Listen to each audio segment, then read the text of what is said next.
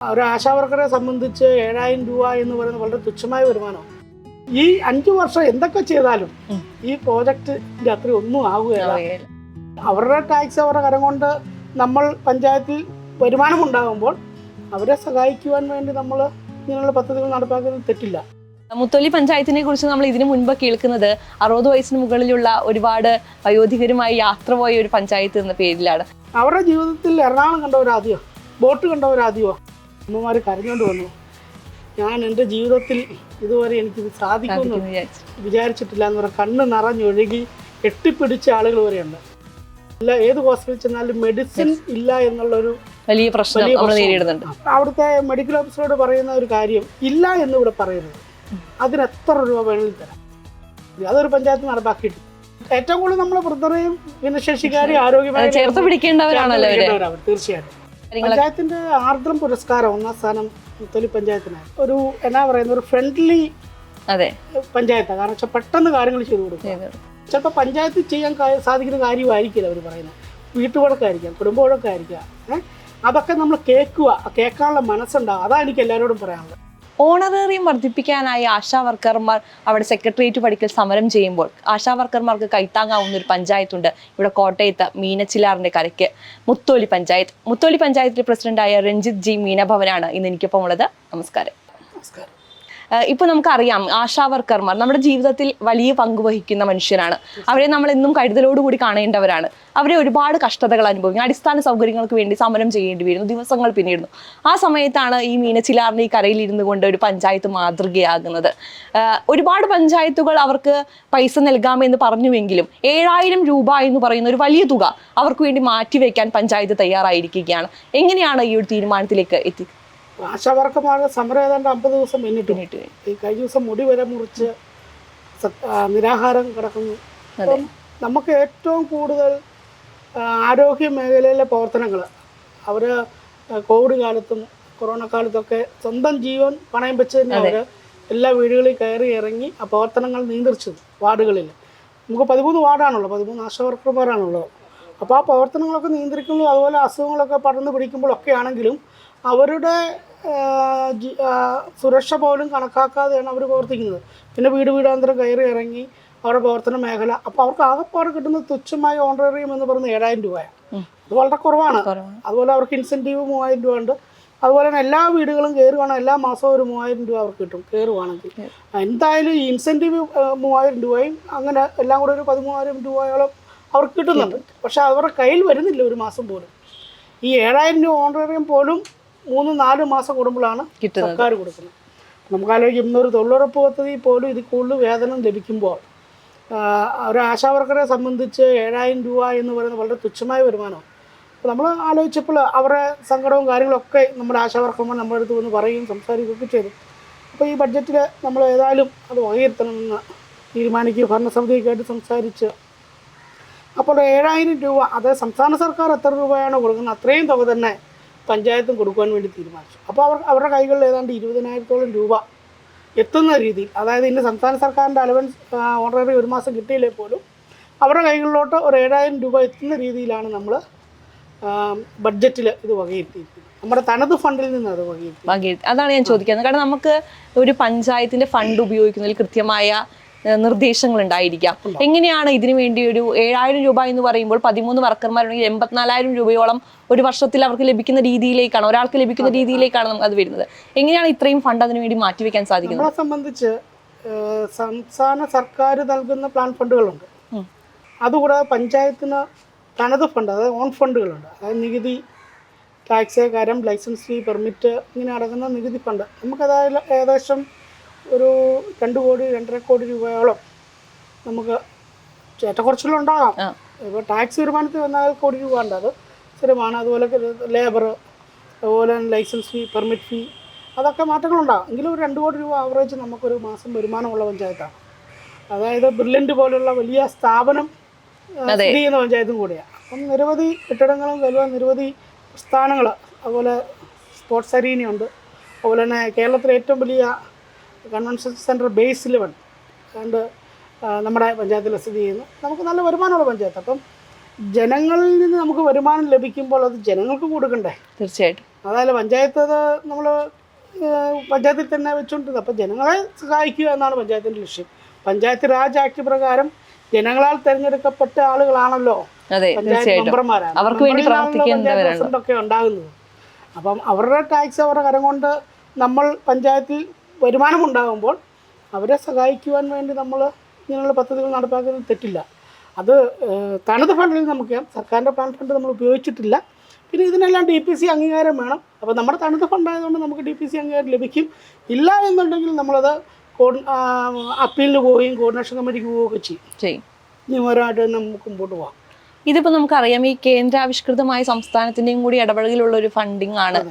അപ്പോൾ എങ്ങനെയാണ് പഞ്ചായത്തിൻ്റെ ഒരു സ്വാതന്ത്ര്യം അവിടെ? ആശാവർക്കർമാർ നമ്മൾ എടുക്കുന്ന സംസ്ഥാന ഗവൺമെൻറ് തന്നെയാണ് ആശാവർക്കർമാരെ ഇൻട്രവ്യൂ ചെയ്ത്, അല്ലെങ്കിൽ പഞ്ചായത്താണല്ലോ എടുക്കുന്നത്. തദ്ദേശ സ്വയംഭരണ സ്ഥാപനം തന്നെയാണ് നേരിട്ട്.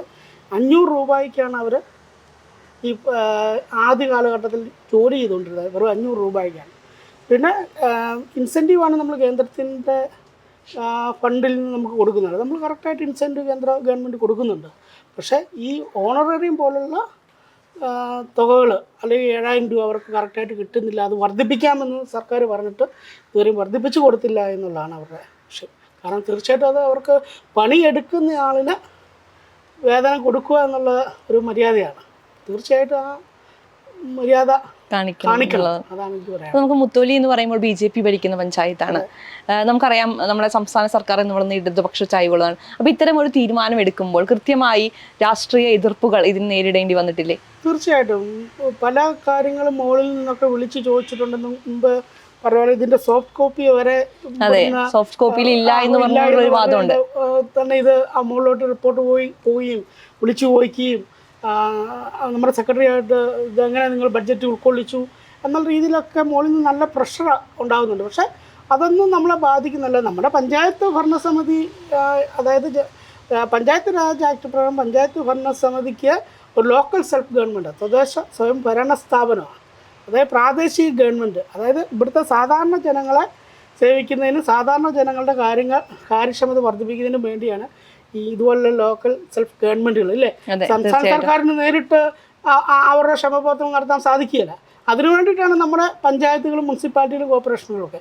അപ്പോൾ അവിടെ ഒരു തീരുമാനം നമുക്ക് എടുക്കാൻ സാധിച്ചില്ലെങ്കിൽ പിന്നെ ആ ഭരണസമിതി പഞ്ചായത്ത് രാജ് ഒക്കെ എന്തിനാണ്? തീർച്ചയായിട്ടും. നമ്മളിപ്പോൾ ഈ വിഷയത്തിൽ നമ്മൾ പറഞ്ഞു തദ്ദേശീയമായി കിട്ടുന്ന പൈസ കൊണ്ടാണ് നമ്മൾ ഈ പൈസ കൊടുക്കാൻ പോകുന്നത്. എന്തെങ്കിലും തരത്തിലുള്ള സാങ്കേതിക തടസ്സങ്ങൾ ഇതിന് നേരിട്ട് കഴിഞ്ഞാൽ ഇതിനൊരു ബദൽ മാർഗം കണ്ടുപിടിച്ചിട്ടുണ്ടോ? തീർച്ചയായിട്ടും. കാരണം വെച്ചാൽ ഒന്നെങ്കിൽ നമ്മൾ നിയമപരമായിട്ട് പോകും. നിയമപരമായിട്ട് പോകാനാണ് നമ്മൾ തീരുമാനം തന്നെ. പിന്നെ അതിൻ്റെ ഒരു ബദൽ രീതിയിലാണ് മാർഗത്തിലാണ് നമ്മൾ ഫണ്ട് വകകൊള്ളിച്ചിരിക്കുന്നത്. മാർഗത്തിൽ തന്നെ നമ്മൾ ആ ഫണ്ട് അവർക്ക് കൊടുത്തിരിക്കും. സംശയമില്ല. മുത്തോലി പഞ്ചായത്തിനെ കുറിച്ച് നമ്മൾ ഇതിനു മുൻപ് കേൾക്കുന്നത് 60 വയസ്സിന് മുകളിലുള്ള ഒരുപാട് വയോധികരുമായി യാത്ര പോയ ഒരു പഞ്ചായത്ത് എന്ന പേരിലാണ്.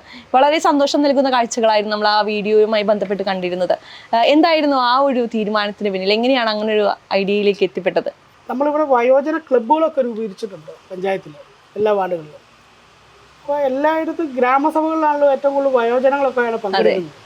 അപ്പോൾ അവർക്ക് ആകെ പുറത്തിറങ്ങാൻ പറ്റുന്ന ഒരു എന്ന് പറയുക ഇതുപോലെ ഗ്രാമസഭകൾ, ക്ലബ്ബുകൾ, പിന്നെ അമ്മമാർ, അച്ഛന്മാർ, ഇവരൊക്കെ വീടുകളിൽ മാത്രം ഒതുങ്ങി ജീവിക്കുന്നവരാണ്. ഇപ്പം മക്കളൊക്കെ ടൂർ പോകുമ്പോൾ കൊച്ചുമക്കളെയൊക്കെ ഏൽപ്പിച്ചിട്ട് പോകും. അല്ലെങ്കിൽ കൊണ്ടുപോകുമ്പോൾ അവർക്ക് അസുഖങ്ങളുള്ള കൊണ്ടുപോയി കഴിഞ്ഞാൽ പ്രശ്നമാകും എന്നുള്ള കൊണ്ടുപോകില്ല. ടെൻഷന് എന്തെങ്കിലും സംഭവിക്കും എന്നുള്ള പേടിയാണ്. അപ്പോൾ ഈ 60 വയസ്സ് കഴിഞ്ഞ് നമ്മുടെ ഇവിടെ 86 മുതൽ 90 വയസ്സ് വരെയുള്ള ആളുകൾ വന്നിട്ടുണ്ടായിരുന്നു. അപ്പോൾ 60 വയസ്സ് കഴിഞ്ഞ ആളുകൾ, അത് സാധാരണ ആളുകൾ, സാധാരണപ്പെട്ട പാവപ്പെട്ട ആളുകൾ, അവർക്ക് ഇങ്ങനെ പോകാനോ ഒന്നും സാധിക്കാത്ത ഒരു അവസ്ഥയിൽ നമ്മൾ തീരുമാനിച്ചു ഇവരെ കൊണ്ടുപോകണം. ഏതാണ്ട് 350ഓളം പേരുകളുണ്ടായിരുന്നു. ഹരിതകർമ്മസേനാംഗങ്ങളും അംഗനവാടി ടീച്ചർമാരും മെമ്പർമാർ എല്ലാവരും അത് വോളണ്ടിയേഴ്സായിട്ട് നിന്നുകൊണ്ട് ഏതാണ്ട് 300 പേര്, അവരും അല്ലാതെ 350ഓളം ആളുകളാണ് എറണാകുളം പോയി വളരെ വിജയകരമായിട്ട് തിരിച്ചു വന്ന് രാവിലെ പോകുമ്പോൾ ഇവിടുന്ന് ഭക്ഷണം കഴിഞ്ഞതിന് ശേഷം റിപ്പോർട്ട് പാലസിൽ ചെന്ന് പാലസിൽ ഫുഡ് കഴിച്ചതിന് ശേഷം പോർട്ട് കൊച്ചി, മട്ടാഞ്ചേരി, അതുപോലെ ബോട്ടിങ് വരെ നടത്തിയതിന് ശേഷം തിരിച്ച് ഇവിടെ നിന്ന് വീണ്ടും ഭക്ഷണത്തിന് ശേഷം വീടുകളിൽ കൊണ്ടെത്തിക്കാൻ സാധിച്ചു. ഒരാൾ പോലും മിസ്സാകുകയോ ഒരാൾക്ക് പോലും ഒരു പ്രശ്നം അല്ലെ ഒരു വഴിക്കൊരു ഇതോ ഉണ്ടാവുക ഒന്നും ദൈവാധീനം എന്ന് പറയാൻ നമുക്ക് വളരെ വിജയകരമായിട്ട് നമുക്ക് പൂർത്തീകരിക്കാൻ. ഇതിൻ്റെയൊക്കെ ഒരു സന്തോഷം എന്ന് പറയുന്നത് ഏറ്റവും അവസാനം വല്ലാർപാടം പള്ളിയിലാണ് ഞങ്ങൾ പോയത്. അപ്പോൾ പള്ളിയിൽ ചെന്നപ്പോൾ പല ആളുകൾക്കും ആ പള്ളിയിൽ പോയിട്ടില്ല, അമ്മമാർ അച്ഛന്മാർ പോയിട്ടില്ല. അപ്പോൾ അവിടെ ഒരു നേർച്ചയുണ്ട്, ചൂല് അടിക്കുന്ന ഒരു നേർച്ചയാണ്, ചൂല് കൊണ്ട് അടിക്കുന്ന നേർച്ച. എല്ലാവരും ആ നേർച്ച പങ്കെടുത്തിട്ട് അമ്മമാർ കരഞ്ഞുകൊണ്ട് വന്നു. ഞാൻ എൻ്റെ ജീവിതത്തിൽ ഇതുവരെ എനിക്കിത് സാധിക്കുമെന്ന് വിചാരിച്ചിട്ടില്ല എന്ന് പറഞ്ഞാൽ കണ്ണ് നിറഞ്ഞൊഴുകി കെട്ടിപ്പിടിച്ച ആളുകൾ വരെയുണ്ട്. അപ്പം അത് കണ്ടപ്പോൾ നമുക്ക് തോന്നി ഈ 5 വർഷം എന്തൊക്കെ ചെയ്താലും ഈ പ്രോജക്റ്റിൻ്റെ അത്രയും ഒന്നും ആവുകയില്ല എന്നുള്ള ഞാൻ മനസ്സിലാക്കി. അതുകൊണ്ട് അടുത്ത തവണ ഞാൻ പ്രോജക്റ്റ് വെച്ചിട്ടുണ്ട്. തീർച്ചയായിട്ടും അവരുടെ സന്തോഷമാണെങ്കിൽ അവരുടെ മുഖത്ത് വീഴുന്ന ഒരു പുഞ്ചിരിക്ക് നമുക്ക് തരാൻ പോകുന്നു. കാരണം അതിനൊന്നും നമുക്ക് ആ പുഞ്ചിരി കിട്ടാൻ വേണ്ടി നമുക്ക് ഇതിൻ്റെ അപ്പുറത്തോട്ടൊന്നും ചെയ്യാൻ പറ്റത്തില്ല. കാരണം വെച്ചാൽ അവരുടെ ജീവിതത്തിൽ എറണാകുളം കണ്ടവരാദ്യമോ, ബോട്ട് കണ്ടവരാദ്യമോ, ട്രെയിൻ കണ്ടവരാദ്യം, അതുപോലെ തന്നെ കടൽ കണ്ടവരാദ്യം, കപ്പൽ കാണുന്ന ആദ്യം. അപ്പം ഞങ്ങളൊക്കെ ഇത് ആദ്യമായിട്ട് കാണുന്നു എന്ന് പറയുമ്പോൾ അവരുടെ ആ എന്താ പറയുന്ന ആ മനസ്സ് സന്തോഷം കൊണ്ട്, അതായത് ഒരിക്കലും ജീവിതത്തിൽ കാണാൻ പറ്റുകയില്ലെന്ന് പറഞ്ഞ കാര്യങ്ങളാണ് അവർ കണ്ടത്. അപ്പോൾ തീർച്ചയായിട്ടും വരും വർഷവും ഏറ്റവും നല്ല രീതിയിൽ തന്നെ നല്ലൊരു പ്രൊജക്റ്റായിട്ട് തന്നെ ഇത് കൊണ്ടുപോകണമെന്ന് ആഗ്രഹമുണ്ട്. ഇപ്പം നമ്മൾ പലയിടത്തും പോകുമ്പോൾ ഒരു പഞ്ചായത്തിന് എന്ത് ചെയ്യാൻ പറ്റും, അവരെ കൊണ്ട് എന്താണ് സാധിക്കുക എന്ന് ചോദിക്കുന്ന പല ചോദ്യങ്ങൾക്കും മറുപടി ആയിട്ടാണ് എനിക്ക് മുത്തോലി പഞ്ചായത്തിനെ നോക്കുമ്പോൾ കാണുന്നത്. ഇപ്പോൾ ഹരിതകർമ്മസേനയുടെ കാര്യം എടുക്കുകയാണെങ്കിൽ നമുക്കറിയാം, നമ്മുടെ വീടുകൾ ശുദ്ധമാക്കാൻ അല്ലെങ്കിൽ നമുക്ക് നല്ല ഹൈജീൻ ഉണ്ടാകാൻ വേണ്ടി പ്രവർത്തിക്കുന്നവരാണ്. അവരെയും ചേർത്ത് പിടിച്ചുകൊണ്ടുള്ള ഒരുപാട് പദ്ധതികൾ മുന്നോട്ട് വെച്ചിട്ടുണ്ട്. അതിനെ കുറിച്ചിട്ടൊന്ന്. ഇപ്പോൾ ഹരിതകർമ്മസേനയുടെ പ്രവർത്തനം ഈ ഭരണസമിതി വരുമ്പോൾ 10% പ്രവർത്തനം ഉണ്ടായിരുന്നുള്ളൂ. അപ്പോൾ അത് മെമ്പർമാരും അതുപോലെ തന്നെ ഉദ്യോഗസ്ഥരുടെയും എല്ലാവരും ഒരുമിച്ച് ഒരുപോലെ മെയ്മറന്ന് പ്രവർത്തിച്ചത് കാരണം അതിൻ്റെ 99% വീടുകളിലും 100% കടകളിലും നമ്മുടെ പ്രവർത്തനം എത്താൻ സാധിച്ചു. അതുപോലെ ഹരിതകർമ്മസേനക്ക് മാസം 25,000 രൂപയോളം വരുമാനം ലഭിക്കുന്ന സംവിധാനത്തിലൂടെ മാറി. അതുപോലെ നമുക്കൊരു പ്രധാനപ്പെട്ട MCF തയ്യാറാക്കി. അതുപോലെ വാഹനം നമ്മൾ ഹരിതകർമ്മസേനയ്ക്ക് വേണ്ടി മേടിച്ചു. അതുപോലെ ഈ ഹരിതകർമ്മസേനയായിട്ട് ബന്ധപ്പെട്ട് തന്നെ നമ്മൾ പഞ്ചായത്തിനെ മാലിന്യമുക്ത പഞ്ചായത്തായിട്ട് 30-ാം തീയതി നമ്മൾ പ്രഖ്യാപിച്ചു കഴിഞ്ഞു. എല്ലാ വാർഡിലും നമ്മൾ ബോട്ടിൽ ബൂത്തുകൾ സ്ഥാപിച്ചു. അതായത് എല്ലാ വാർഡിൻ്റെയും ടൗൺഷിപ്പുകളിൽ ബോട്ടിൽ ബൂത്തുകൾ സ്ഥാപിച്ചു. അതുപോലെ 5 ലക്ഷം രൂപയുടെ പദ്ധതിയിൽ ഉൾപ്പെടുത്തി ക്യാമറ ഈ പറയുന്ന ഈ മാസം ആദ്യമേ ഉദ്ഘാടനം ചെയ്യും. എല്ലാ മെയിൻ സ്ഥലങ്ങളിലും ക്യാമറ സ്ഥാപിച്ച് നെറ്റ്വർക്ക് മുഖേന നമ്മുടെ മോണിറ്ററിങ് പഞ്ചായത്ത് പ്രസിഡന്റ് റൂമിൽ കാണാവുന്ന രീതിയിൽ ഏതാണ്ട് 20ഓളം ക്യാമറകൾ നമ്മുടെ പഞ്ചായത്തിൽ സ്ഥാപിക്കുക. കാരണം വെച്ചാൽ ധാരാളം വേസ്റ്റുകൾ കാര്യങ്ങളൊക്കെ കൊണ്ടിടുന്നുണ്ട്. അപ്പോൾ അതൊക്കെ നിർത്തലാക്കാൻ വേണ്ടി നമ്മൾ അതുപോലെ തന്നെ ബ്രില്യൻറ്റ് സ്റ്റഡി സെൻറ്ററുമായിട്ട് ചേർന്ന് നിന്നുകൊണ്ട്, അതുപോലെ ബാങ്കുകളുമായിട്ട് ചേർന്ന് നിന്നുകൊണ്ട് വഴിയോരങ്ങൾ മുഴുവൻ സൗന്ദര്യവൽക്കരിക്കുന്നു. ആ പദ്ധതി നമ്മൾ നടപ്പാക്കുക. നമ്മൾ കണ്ട പോലെ തന്നെ അത് നമ്മൾ ഇന്ത്യയുമായിട്ട് സഹകരിച്ചുകൊണ്ടാണ് നമ്മൾ ചെയ്തത്. അതിന് നമ്മൾ ഒരു വർഷം 1.5 ലക്ഷം രൂപയുടെ പദ്ധതി നമ്മൾ വെച്ചിട്ടുണ്ട്. അതുപോലെ തന്നെ എല്ലാ ബൈപ്പാസുകളും നമ്മൾ സൗന്ദര്യവൽക്കരിക്കുന്നതിനും അവിടെ എല്ലാം ജീബിന്നുകളൊക്കെ വെക്കുന്നതിനും ഒക്കെ. അതുപോലെ ജീബിന് സൗജന്യമായിട്ട് ഒരു പഞ്ചായത്തും കൊടുത്തിട്ടില്ല. അതായത് 430 രൂപ കൊടുക്കേണ്ടതാണ്, പക്ഷെ സൗജന്യമായിട്ടാണ് മുത്തോലി പഞ്ചായത്ത് കൊടുത്തത് ജീബിനുകൾ. അതായത് എല്ലാ വീട്ടിലും ജൈവ അജൈവ മാലിന്യങ്ങൾ തിരിച്ചൊക്കെ ഹരിതകർമ്മസേനയ്ക്ക് കൊടുക്കേണ്ടത്. വീട്ടിലെ വേസ്റ്റുകൾ ജീബിനുകൾ നിക്ഷേപിച്ച് അത് പിന്നെ വളമാക്കി ചെടികൾക്കും കൃഷികൾക്കൊക്കെ ഉപയോഗിക്കാവുന്ന ഒരു രീതിയിൽ കമ്പോസ്റ്റ് കുഴികൾ ഇതെല്ലാം നമ്മൾ കൊടുക്കുന്നുണ്ട്. ഇപ്പം ഞാനിപ്പോൾ സാറിനെ കാണാൻ പഞ്ചായത്തിലേക്ക് വന്നപ്പോൾ അവിടെ ശ്രദ്ധിച്ച 2 കാര്യങ്ങളാണ്. ഒന്ന്, ഒരു ആംബുലൻസ്. എനിക്ക് തോന്നുന്നു 24 മണിക്കൂറും എല്ലാ ജനങ്ങൾക്കും സൗജന്യമായി വിടുന്ന ഒരു ആംബുലൻസ് നമുക്ക് പഞ്ചായത്തിന് സ്വന്തമായിട്ടുണ്ട്. നമ്മൾ ഏറ്റവും കൂടുതൽ നമ്മൾ ചിന്തിക്കേണ്ട ഒരു കാര്യം എന്ന് പറയുന്നത്, സാധാരണക്കാരായ ആളുകൾ എപ്പോഴും ഹോസ്പിറ്റലിൽ പോകുമ്പം ഒരു വിവാഹം വന്നാൽ നമ്മുടെ ഈ പൈസ ഉണ്ട്, അത് നമുക്ക് നേരത്തെ കണ്ടറിയാം ഇല്ലേ. പക്ഷെ ഒരു മരണം സംഭവിച്ചു കഴിഞ്ഞാൽ നമ്മുടെ കയ്യിൽ ഒന്നും കാണത്തില്ല. നമ്മൾ എന്താ ചെയ്യേണ്ടതെന്നുള്ള ആവലാതി എന്ന് പറഞ്ഞാൽ ഒരു അസുഖം വരുമ്പോഴും ഒരു ആക്സിഡൻറ്റ് വരുമ്പോഴും ഒക്കെ നമുക്ക് പെട്ടെന്നൊരാവശ്യം വരും ഒരു ആംബുലൻസാണ്. പലർക്കും ആംബുലൻസ് വിളിച്ച പൈസ കൊടുക്കാൻ പോലും ഇല്ല. കാരണം നമ്മളിപ്പോ കുറച്ചു കാലങ്ങൾക്ക് മുൻപ് ഒരുപാട് വാർത്തകൾ അത്തരത്തിൽ നമ്മൾ കണ്ടിരുന്നു. ഓട്ടോറിക്ഷയിൽ വരെ വയ്യാതായവരെ കൊണ്ടുപോകുന്ന വാർത്തകൾ. അപ്പം സാധാരണക്കാരായ ആളുകൾ പഞ്ചായത്തിലെ മുഴുവൻ ആളുകൾക്കും നമ്മൾ സൗജന്യമായിട്ടാണ് കൊടുക്കുന്നത്. 1 രൂപ പോലും മേടിക്കാതെ സൗജന്യമായിട്ടാണ് നമ്മൾ ആംബുലൻസിന് സേവനം കൊടുക്കുന്നത്. കാരണം വെച്ചാൽ ഞാനൊരു പൊതുപ്രവർത്തന രംഗത്ത് വന്നിട്ട് 10-25 വർഷമായി. അപ്പോൾ എനിക്ക് ഏറ്റവും കൂടുതൽ ഈ ആക്സിഡൻറ്റ് കേസുകൾ അല്ലെങ്കിൽ ഹോസ്പിറ്റൽ കേസുകളൊക്കെ വരുമ്പോൾ ഈ ആംബുലൻസ് വിളിച്ച് പോകുമ്പോൾ ഈ പറയുന്ന സാധാരണക്കാരുടെ കയ്യിൽ പൈസ ഒരിക്കലും കാണാറില്ല. പക്ഷെ അത് നമ്മൾ അറേഞ്ച് ചെയ്ത് കൊടുക്കുക. പക്ഷെ അന്നേരം തൊട്ട് മനസ്സിലൊരു ആഗ്രഹമാണ്, നമ്മുടെ പഞ്ചായത്തിൽ ആരും സാമ്പത്തികമില്ലാതെ പോകാൻ ബുദ്ധിമുട്ടരുത്, സൗജന്യ സേവനം എന്ന നിലയ്ക്ക് ഒരു ആംബുലൻസ് നമ്മൾ നടത്തുന്നുണ്ട്. ഇപ്പോൾ ആരോഗ്യം എന്ന് പറയുന്നത് എല്ലാ മനുഷ്യരെയും സംബന്ധിച്ച സമ്പത്താണ്.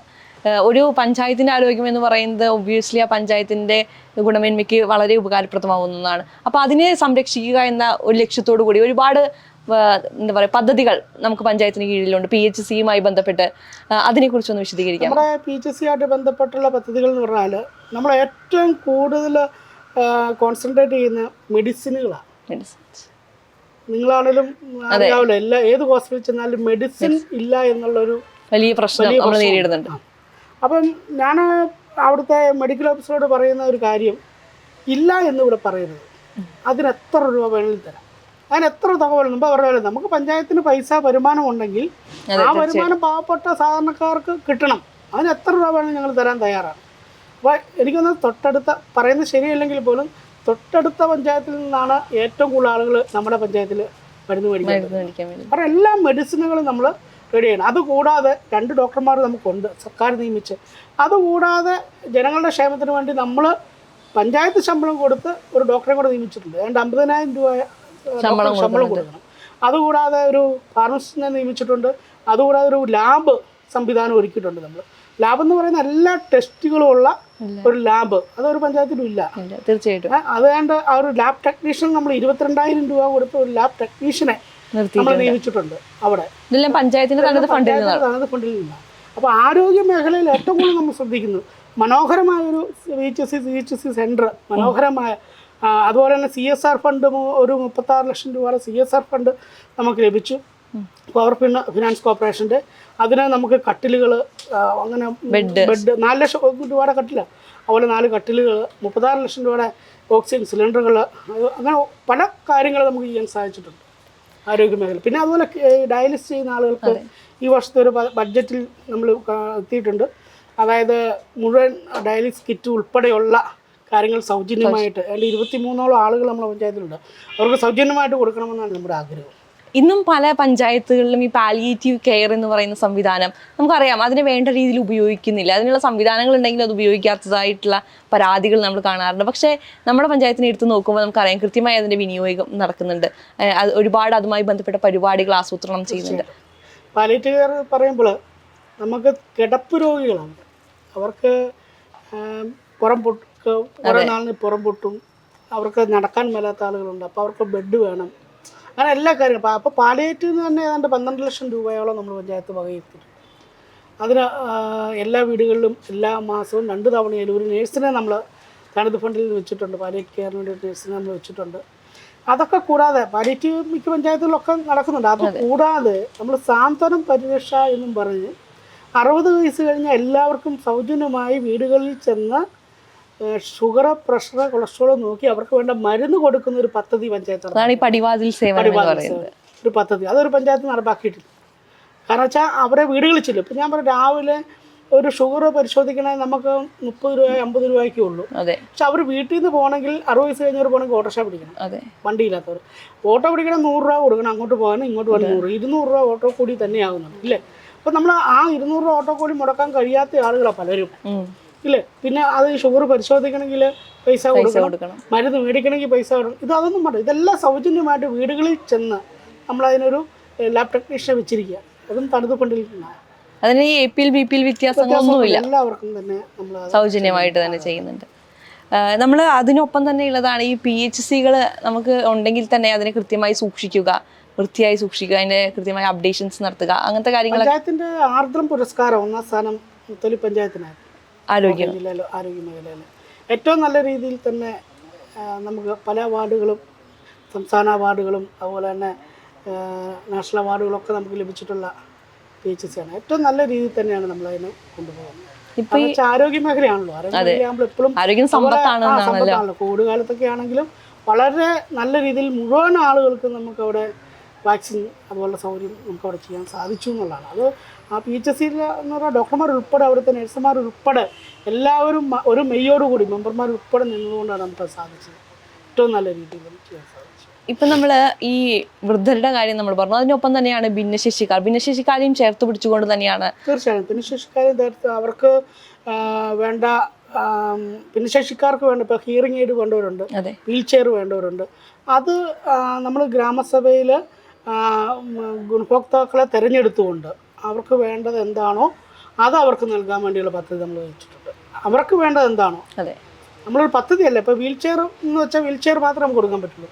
ഹിയറിംഗ് എയ്ഡ് എന്ന് പറഞ്ഞാൽ ഹിയറിംഗ് എയ്ഡ് മാത്രമേ. അപ്പോൾ നമ്മൾ ഭിന്നശേഷിക്കാർക്ക് സഹായ ഉപകരണം എന്നൊരു പദ്ധതി നമ്മൾ നടത്താൻ അവർക്ക് വേണ്ട ഉപകരണങ്ങൾ നമ്മൾ എത്തിച്ചു കൊടുക്കണം. അപ്പോൾ അത് നമ്മളൊക്കെ DMO മുഖേന ഇവിടെ ഡോക്ടർമാർ വന്ന് പരിശോധിച്ച് അവർക്ക് ഇത്ര ശതമാനത്തിൽ കൂടുതലുണ്ടെങ്കിൽ എന്താണോ വേണ്ടത് അത് നമ്മൾ കൊടുക്കും. അതാണ് നമ്മുടെ പദ്ധതി. അതല്ല ഒരു ഐറ്റം അല്ല. ഇതുപോലെ തന്നെ വൃദ്ധർക്കും വേണ്ട സഹായങ്ങൾ കൊടുക്കുന്നുണ്ട്. കണ്ണാടി, കട്ടില് അതുപോലെ എല്ലാം.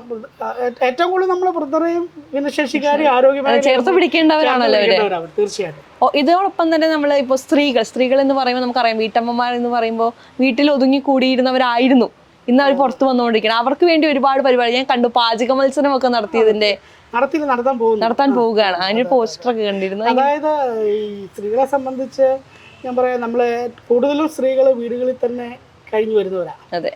അപ്പോൾ അവർക്ക് വീട്ടിൽ അടുക്കള ജോലികൾ അല്ലെങ്കിൽ വീട്ടു ജോലികളൊക്കെ മാത്രം ചെയ്ത് ജീവിക്കുന്ന ഒരു സാഹചര്യമാണ് നമ്മൾ കണ്ടുവരുന്നത്. നമ്മൾ ഈ ഗ്രാമപ്രദേശങ്ങൾ ജോലിക്ക് പോകുന്നവരുണ്ട്, അല്ലാത്തവരുണ്ട്. പക്ഷേ ഈ ദൈനംദിന നമ്മുടെ അസുഖങ്ങളുണ്ട്, പ്രഷർ, ഷുഗർ, ഇതൊക്കെ അവരെയും ബാധിക്കാം. അപ്പോൾ യോഗ പോലുള്ള കാര്യങ്ങൾ ചെയ്യുന്ന ഏറ്റവും നല്ലൊരു കാര്യമാണ് യോഗ പോലെ.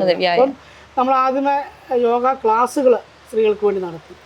ഇപ്പം എല്ലാ വാർഡിലും യോഗ ക്ലാസ്സുകൾ നടത്താൻ വേണ്ടിയുള്ള ക്ലബ്ബുകൾ രൂപീകരിച്ചു. എവിടെ 10 പേരുണ്ടെങ്കിലും അവിടെ യോഗ നടത്താൻ വേണ്ടിയുള്ള സംവിധാനം നമുക്ക് പഞ്ചായത്തുണ്ട്. അത് സെൻട്രൽ ഗവൺമെൻറ് പദ്ധതിയുമാണ്. അതുപോലെ പഞ്ചായത്തിൻ്റെ തനത് ഫണ്ടും ഉണ്ട്.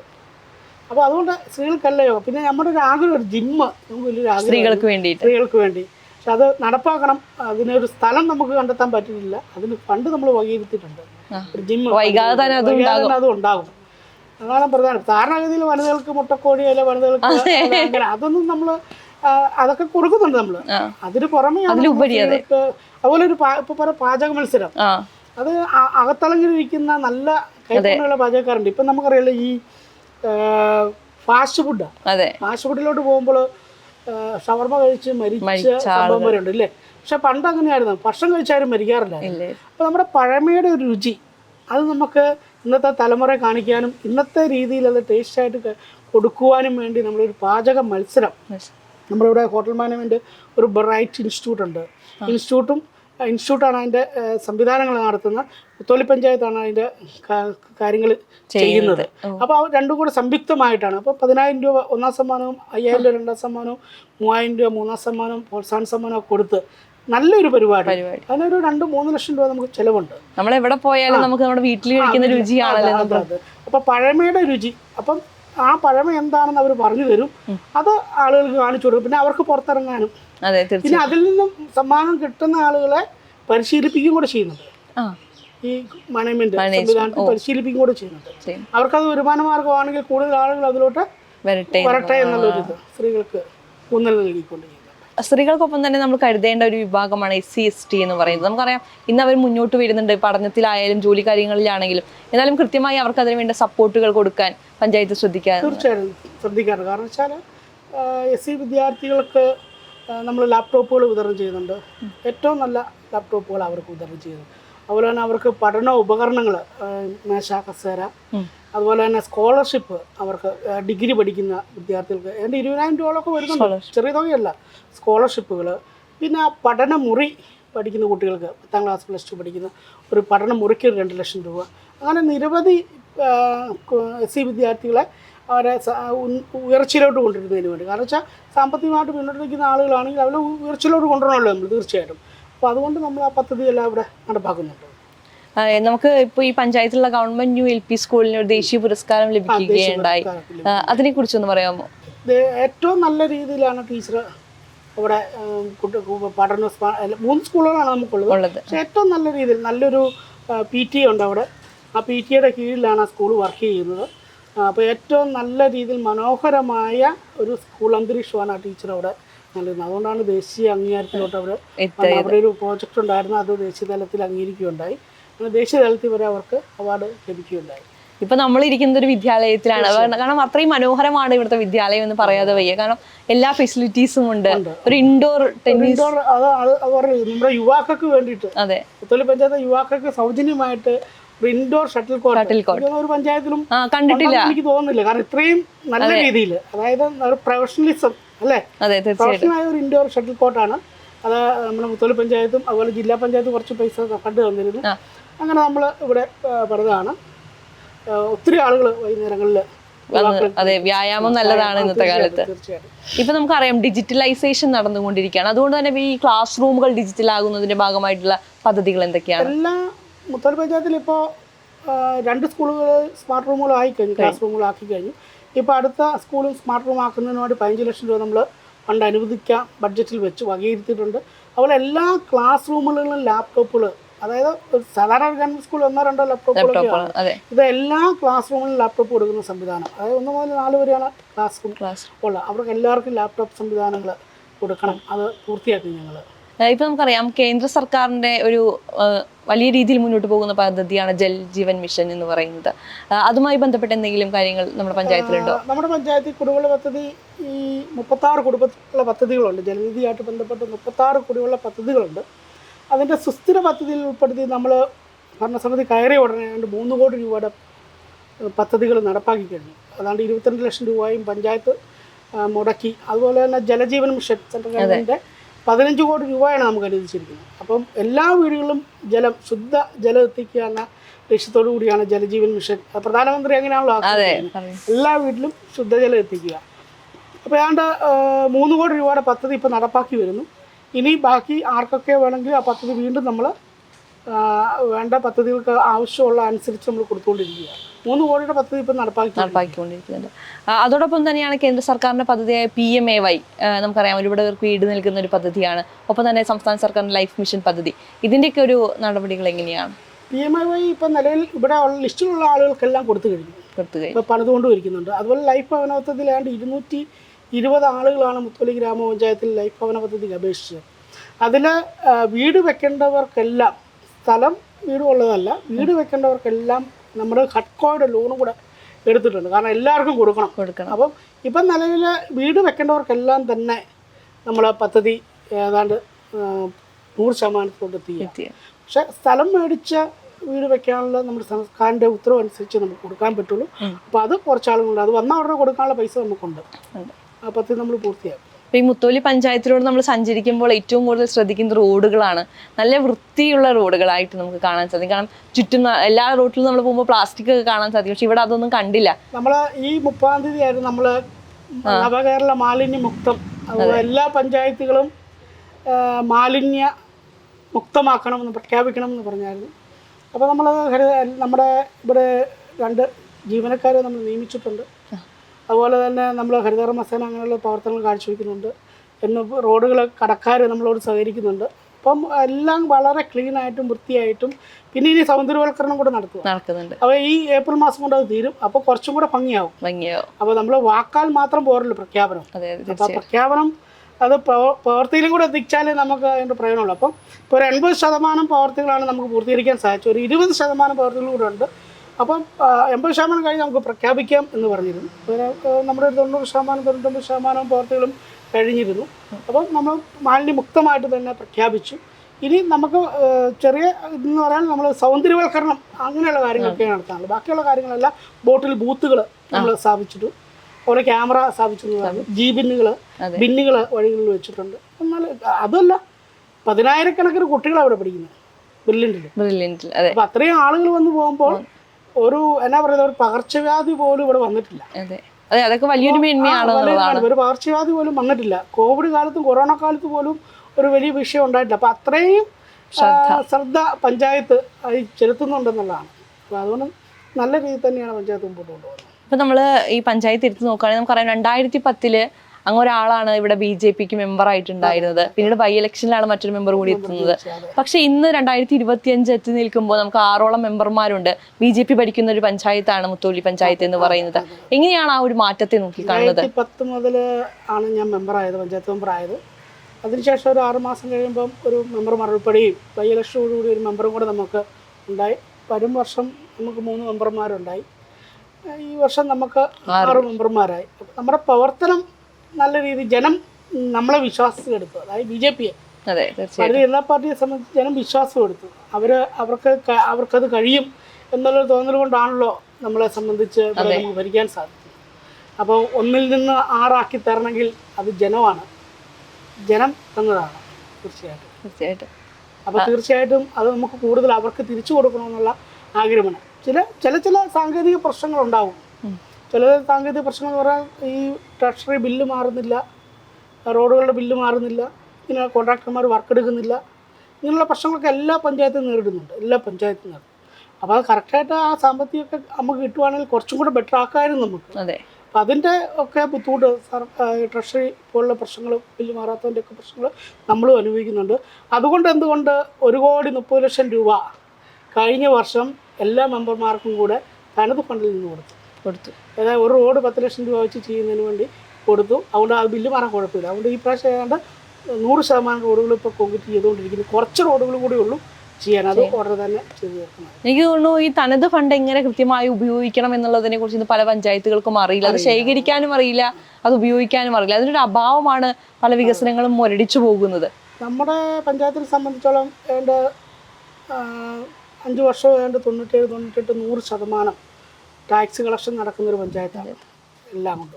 അതുപോലെ തന്നെ നമുക്ക് പെർമിറ്റ് ഫീകൾ അങ്ങനെയുള്ള കാര്യങ്ങളൊക്കെ കറക്റ്റായിട്ട് നമ്മൾ ഒരു എന്നാ പറയുന്ന ഒരു ഫ്രണ്ട്ലി പഞ്ചായത്താണ്. കാരണം വെച്ചാൽ പെട്ടെന്ന് കാര്യങ്ങൾ ചെയ്തു കൊടുക്കും. അപ്പം പഞ്ചായത്തിലോട്ട് നിരവധി സ്ഥാപനങ്ങളൊക്കെ വരാനൊക്കെ താല്പര്യപ്പെടും. കാരണം വെച്ചാൽ പല പഞ്ചായത്തിലും പ്രശ്നങ്ങളാണ്, പല പ്രശ്നങ്ങളുണ്ടല്ലോ. കാരണം വെച്ചാൽ അത് താമസിക്കുന്നു, ഒത്തിരി നൂലാമാലകളും കാര്യങ്ങളൊക്കെ ഉണ്ടാകുമ്പോൾ നമ്മളെല്ലാം ഫ്രണ്ട്ലി ആയിട്ട്, എന്നാലും ചില പ്രശ്നങ്ങൾ ഉണ്ടാകാറുണ്ട്. കാരണം അത് നിയമവിരുദ്ധമല്ലാത്ത കാര്യങ്ങൾ നമുക്ക് ചെയ്യാൻ സാധിക്കുന്നില്ല. അങ്ങനെയുള്ള കാര്യങ്ങൾക്കൊക്കെ പ്രശ്നങ്ങൾ ഉണ്ടാകാറുണ്ട്. എങ്കിലും നമ്മൾ എത്രയും സ്പീഡ് ചെയ്ത് കൊടുക്കുക, അത്രയും സ്പീഡ് ചെയ്ത് കൊടുത്തുകൊണ്ട് നമ്മളൊരു എന്നാ പറയുന്നത് ഫ്രണ്ട്ലി ആയൊരു പഞ്ചായത്താക്കി നമ്മൾ വരുമാനമൊക്കെ വർദ്ധിപ്പിക്കുന്നുണ്ട്. അപ്പോൾ ആ വരുമാനം വർദ്ധിപ്പിക്കുന്നതനുസരിച്ച് ആ വരുമാനം തിരിച്ചും കൊടുക്കണം. അതെ. അപ്പോൾ ഈ വർഷം 1 കോടി രൂപ മുടക്കിയാൽ അടുത്ത വർഷം 15% കൂടുതൽ നമുക്ക് കൊടുക്കാം. അതെ, അങ്ങനെയാണ്. അപ്പം പലരും തനത് ഫണ്ട് എടുക്കാൻ മടി കാണിക്കുന്നുണ്ട് പല പഞ്ചായത്ത്. അതെടുത്തു കഴിഞ്ഞാൽ നമുക്ക് പഞ്ചായത്തിൻ്റെ ഫണ്ട് തീർന്നു പോവുമോ, നമുക്ക് ശമ്പളം കൊടുക്കാൻ സാധിക്കുമോ, ഓർഡറിങ് കിട്ടുമോ എന്നൊക്കെ ആശങ്കകളുണ്ട്. നമുക്ക് ആശങ്കയൊന്നുമില്ല. ജനം തരുന്ന ജനത്തിന് കൊടുക്കണം. അതായത് ഇപ്പം ഏതാണ്ട് 100ഓളം മിനിമാസ്റ്റ് ലൈറ്റുകൾ നമ്മുടെ മുത്തോലി പഞ്ചായത്തിൽ സ്ഥാപിച്ചു കഴിഞ്ഞു 5 വർഷം കൊണ്ട്. ഒരു പഞ്ചായത്തിൽ പോലും ഇത്രയും ലൈറ്റുകൾ സ്ഥാപിച്ചിട്ടില്ല. തീർച്ചയായിട്ടും ജില്ലാ പഞ്ചായത്തിൻ്റെ ഫണ്ടാണ് പറയുന്നതിൽ മടിയില്ല. കാരണം ഈ 100 മിനിമാസ്റ്റ് ലൈറ്റിനും ഏതാണ്ട് 3 ലക്ഷം, 4 ലക്ഷം രൂപ, 5 ലക്ഷം രൂപ കറണ്ട് ചാർജ് അടക്കണം പഞ്ചായത്ത് ഒരു മാസമാണ്. അതുപോലെ ഇതിൻ്റെ മെയിൻ്റനൻസ് മുഴുവൻ പഞ്ചായത്ത്. അത് ഏറ്റെടുക്കാൻ ആരും തയ്യാറല്ല. ജനം വെളിച്ചം കണ്ട് നടക്കാൻ മതി. എൻ്റെ ലക്ഷ്യം അതാ. എൻ്റെ വാർഡിൽ ഓരോ മുക്കിലും മൂലയിലും മിനിമാസ്റ്റ് ലൈറ്റ് ഉണ്ട്, ഓരോ മുക്കിലും. അതുപോലെ എല്ലാ വാർഡിലും തന്നെയുണ്ട്. ജനത്തിന് ആവശ്യമുള്ള വെളിച്ചം, ജലം, അടിസ്ഥാനമായ കാര്യങ്ങളുണ്ട്. അത് റോഡ്, ഇതൊക്കെയാണ് വേണ്ടത്. അപ്പോൾ അത് ചെയ്തു കൊടുക്കാൻ ഞങ്ങൾ തയ്യാറാണ്. ഇപ്പോൾ തദ്ദേശ സ്വയംഭരണ സ്ഥാപനങ്ങളിലേക്കുള്ള തെരഞ്ഞെടുപ്പ് വീണ്ടും വരാൻ പോവുകയാണ്. എന്തൊക്കെയാണ് പ്രതീക്ഷകൾ? തീർച്ചയായിട്ടും ജനം വീണ്ടും നമ്മളെ സ്വീകരിക്കുമെന്നുള്ള പ്രതീക്ഷ തന്നെയാണ്. തീർച്ചയായിട്ടും അങ്ങനെ എന്തായാലും അതേപോലെ സംഭവിക്കട്ടെ. കാരണം വലിയൊരു മാതൃകയാണ് മറ്റു പഞ്ചായത്തുകൾക്ക് മുന്നിൽ, മറ്റു ജനങ്ങൾക്ക് മുന്നിൽ കാഴ്ചവെക്കുന്നത്. നമ്മളെ ചെയ്യാൻ പറ്റുന്ന കാര്യങ്ങളൊക്കെ പൂർണ്ണമായിട്ടും ചെയ്തിട്ടുണ്ട്. പിന്നെ എല്ലാം 100% നമുക്ക് എല്ലാ കാര്യങ്ങളും നിയമവശങ്ങളും കാര്യങ്ങളും ഉണ്ട്. പഞ്ചായത്താകുമ്പോൾ നിയമവശങ്ങളും കാര്യങ്ങളൊക്കെ ഉണ്ട്. അങ്ങനെയുള്ള കാര്യങ്ങൾക്കൊക്കെ ചിലപ്പം ബുദ്ധിമുട്ടുണ്ടായിട്ടുണ്ടെങ്കിലും ബാക്കി നമ്മൾ പൂർണ്ണമായിട്ടും ഒരു പഞ്ചായത്ത് പ്രസിഡന്റ് എന്ന നിലയ്ക്ക് പൂർണ്ണമായിട്ടും രാവിലെ മുതൽ വൈകുന്നേരം വരെ പഞ്ചായത്തിൽ ഇരിക്കണമെന്നൊരാഗ്രഹമുള്ള ആളാണ്. കാരണം രാവിലെ 9:30-10 മണിക്ക് വന്നാൽ വൈകിട്ട് 5 മണിക്ക് ഞാൻ പോകാറുണ്ട്. മറ്റുള്ള പഞ്ചായത്ത് സംതൃപ്തനാണ്. അതെ, ഞാൻ സംതൃപ്തൻ. തീർച്ചയായിട്ടും വേറൊരു തൊഴിൽ ചെയ്യാൻ നമുക്ക് സാധിക്കുകയല്ല പഞ്ചായത്ത് പ്രസിഡന്റായത്. ഞാനൊരു ബിസിനസ്സുകാരനാണ്. അതാണ് എൻ്റെ ജീവിതമാർഗം. അല്ലെങ്കിൽ പറയല്ലോ പഞ്ചായത്ത് മാത്രമേ ഉള്ളൂ എന്ന് പറയുമ്പോൾ അത് വേറെ രീതിയിലാണ്. പക്ഷേ ഞാനൊരു ബിസിനസ്സുകാരനാണ്. എങ്കിലും രാവിലെ മുതൽ വൈകുന്നേരം വരെ നമ്മളിവിടെ ഇരിക്കുമ്പോൾ നമ്മൾ അവിടെ ഉണ്ടെന്നുള്ള പ്രതീക്ഷയിൽ സാധാരണക്കാരായ ജനങ്ങൾ വരും ഒരു സംശയം ചോദിക്കാൻ. അപ്പം നമ്മൾ അവരെ കേൾക്കുക എന്നുള്ളതാണ് നമ്മുടെ ഏറ്റവും പ്രധാനമായ ഒരു കാര്യം, അല്ലേ? ഒരാളുടെ സങ്കടം കേൾക്കുക. ചിലപ്പോൾ പഞ്ചായത്തിൽ ചെയ്യാൻ സാധിക്കുന്ന കാര്യമായിരിക്കില്ല അവർ പറയുന്നത്. വീട്ടുവഴക്കായിരിക്കാം, കുടുംബവഴക്കായിരിക്കാം. അതൊക്കെ നമ്മൾ കേൾക്കുക, കേൾക്കാനുള്ള മനസ്സുണ്ടാകും. അതാണ് എനിക്ക് എല്ലാവരോടും പറയാനുള്ളത്. ഒരാളെ കേൾക്കുക. ചിലപ്പോൾ ഒരു ആത്മഹത്യയിൽ നമുക്ക് രക്ഷിക്കാൻ തീർച്ചയായിട്ടും. ജനപ്രതിനിധി എന്ന് പറയുമ്പോൾ അതായിരിക്കണം. ക്ഷമ ഏറ്റവും കൂടുതൽ വേണ്ട ക്ഷമയാണ് നമുക്ക്. അപ്പോൾ അത് കേൾക്കാനുള്ള ഒരു മനസ്സ് എല്ലാ ജനപ്രതിനിധിയും കാണിക്കണമെന്നാണ് ഞാൻ പറയുന്നത്. ഇപ്പോൾ ഒരു അരമണിക്കൂർ സംസാരിച്ച് കഴിയുമ്പോഴത്തേക്കും നമ്മൾ വെച്ചിട്ട് പോകുന്ന പല സമയങ്ങളും പലരും പറയാറുണ്ട്, അല്ലേ? പക്ഷെ അതുണ്ടാകാൻ പാടില്ല. നമുക്ക് ഏറ്റവും ഒരു മെമ്പറാകാൻ ഏറ്റവും വേണ്ട വിദ്യാഭ്യാസമല്ല, ക്വാളിറ്റി എന്ന് പറഞ്ഞാൽ ക്ഷമയാണ്, കേൾക്കാനുള്ള മനസ്സ്. എന്തായാലും ഒരുപാട് പേർക്ക് മാതൃകയായതിനും ഒരുപാട് നല്ല പ്രവർത്തികൾ കാഴ്ചവെച്ചതിനും നല്ല മാതൃകയുള്ളവരൊക്കെ ഉണ്ട്. ഇതൊരു മാതൃകയാണ് എന്നുള്ളതാണ്. ഒരുപാട് നന്ദി. Thank you. Thank you.